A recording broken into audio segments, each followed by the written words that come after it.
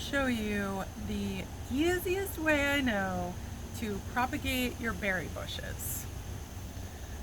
This is assuming that you already have berry bushes. And right here I have these wineberries.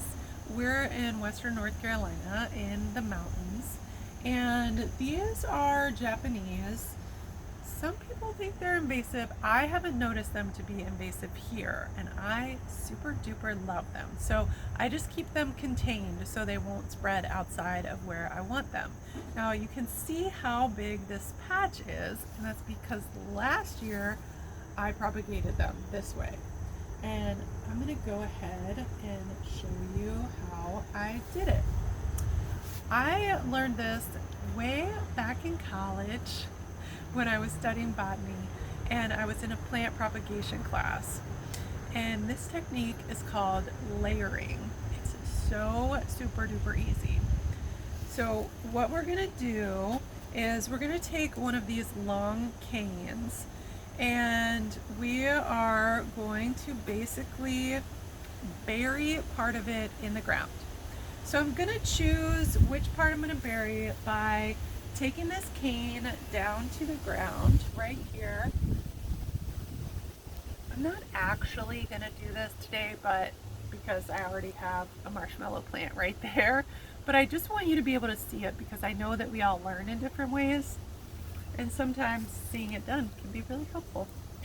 So I want to bring it down to the ground to see exactly where I want to layer it, because what we need to do is take off the growth in that area. Now there's a bunch of prickles here, so I'm getting stuck a little bit, but I have this, like, I don't know, aversion to wearing gloves, which means that I get thorns in my fingers. But I love having my fingers in the soil. It's really good for our mental health and our immune system, our gut. We get probiotics that way, so super cool. So I'm just gonna gently take off these leaves that are in that area where we're gonna layer it. I really wish I had gloves right now. I'll live and learn, right?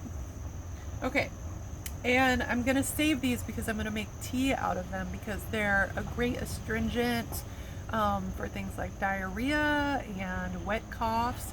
They're also wonderful for women's reproductive systems, just like red raspberry leaf.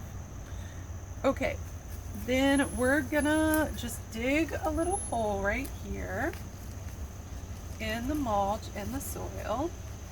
It doesn't have to be very deep. It's gonna be a few inches.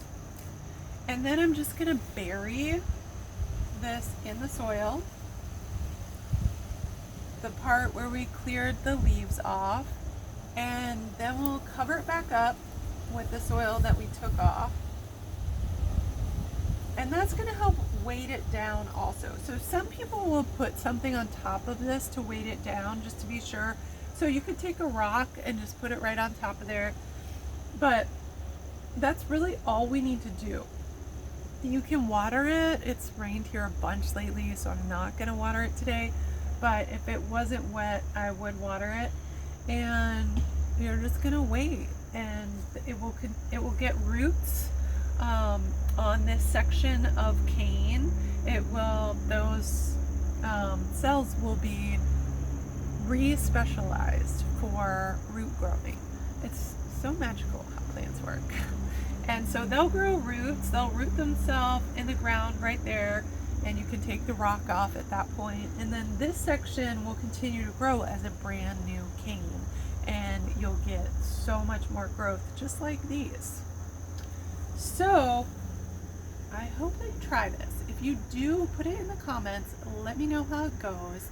Any kind of berry cane this will work for, along with other bushes and awesome plants like that. And if you enjoyed this, will you please share it with another plant lover, and hit the little like button and the subscribe button, and go check us out at thewonderschool.com.